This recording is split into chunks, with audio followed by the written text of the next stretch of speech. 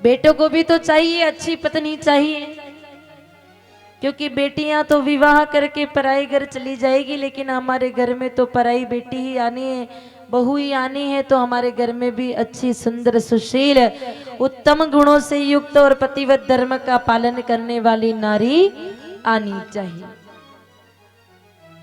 तो देखो, बेटे के विवाह में भी समस्या आती है, और बेटी के विवाह में समस्या जितनी नहीं आती है, उससे कई गुना ज्यादा समस्या तो बेटे के विवाह में आती है। क्योंकि बेटियों को तो गर्भ में मरवा डाला, सब माताओं ने फैशन के चक्कर में और अपनी छोटी सोच के चक्कर में कई माताओं ने बेटियों को तो गर्भ में मार दिया।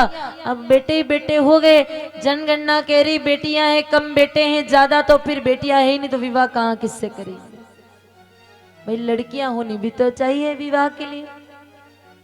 तो फिर ऐसे में बेटों के विवाह में समस्या आती है। और आजकल तो बेटियां समाज में इतनी कम हो गई कि कई सारे लोग क्या करते हैं, दूर दूर से पैसा देकर के बेटी लेकर के आते हैं, विवाह करा करके लाते हैं, और बाद में पता चलता है कि वो 5 लाख रुपए देकर के पहले उससे विवाह करवा करके लाए, और महीने 2 महीने बाद वो घर का सारा माल लेकर के फिर रफू चक्कर हो जाती है। वो लुटेरी दुल्हन भी नजर नहीं आती और पैसा भी नजर नहीं आता है। तो ऐसी स्थिति कई बार पैदा हो जाती है। तो हम चाहते हैं कि हमारे घर में अच्छी बहू आ जाए। अच्छी का अर्थ ये नहीं कि जो रंग रूप से, शरीर की डिजाइन से, या फिर डिग्री डिप्लोमा से सुंदर लगती हो या अच्छी लगती हो, पैसा अच्छा लेकर के आती हो, ऐसा नहीं। अच्छी सुंदर यानी कि जो पतिव्रत धर्म का पालन करती हो, जो गुणों से युक्त हो, जो माँ बाप की सेवा करे, सास ससुर की आके सेवा करे, और कम से कम हमारे बेटे को इंसान बना रहने दे।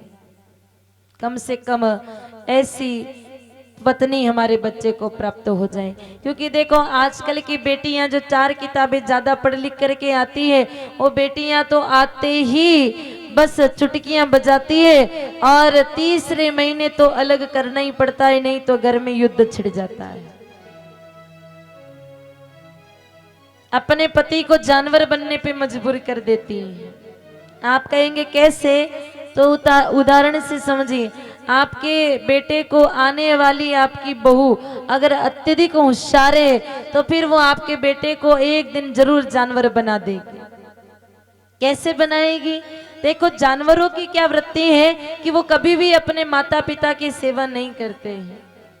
आपने चिड़िया देखी हो?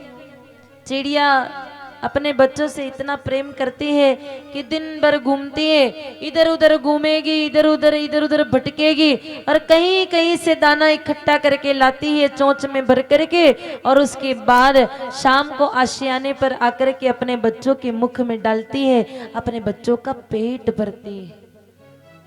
लेकिन जब वो चिड़िया बुढ़ी हो जाती है, वो बच्चे बड़े हो जाते हैं, अपने पंख फैला करके जब उड़ना सीख जाते हैं, तो बच्चे कहीं से भी दाना ला करके अपनी बुढ़ी मैया का पेट नहीं भरते हैं।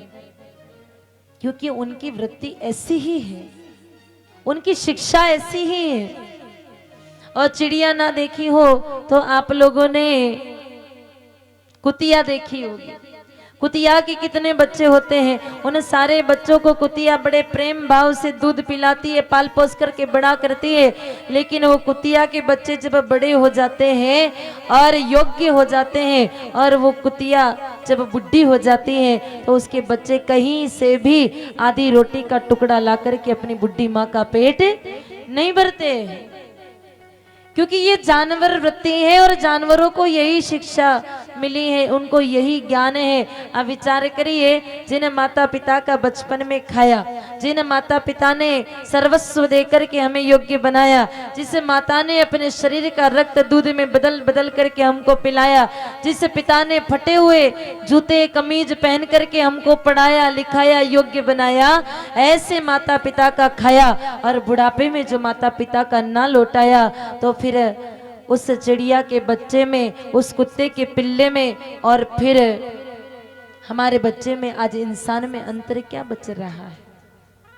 आजकल के बच्चे भी तो ऐसे ही करते हैं। पढ़ी लिखी बेटियां आती हैं, तीसरे महीने चुटकी बजाती है, देखो सा अना डोकरा डोकरी के साथ में तो मारी ट्यूनिंग बैठने वाली नहीं है, तो यहाँ से उदयपुर जाओ, प्रतापगढ़ जाओ, बढ़िया सा कोई फ्लैट लो तो मैं रहूं, नहीं तो चाली पियर। फिर अपनी गृहस्थी बचाने के चक्कर में या तो माता पिता को कहीं घर से निकाल देगा, अनाथ आश्रम में, वृद्धाश्रम में डाल देगा, या फिर मेरे भाई बहन कहीं उदयपुर में जाकर के फ्लैट लेकर के रहेगा।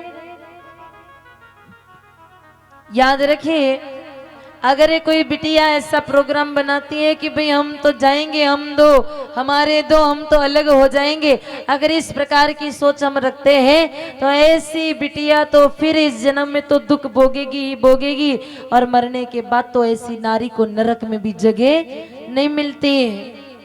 जो नारी अपने सास ससुर से अपने पति को अलग करती है, माता पिता से पुत्र को अलग करती है, ऐसी नारी को तो फिर इस नरक में भी जगह नहीं मिलती, भूत प्रेत बनकर के भटकना पड़ता है।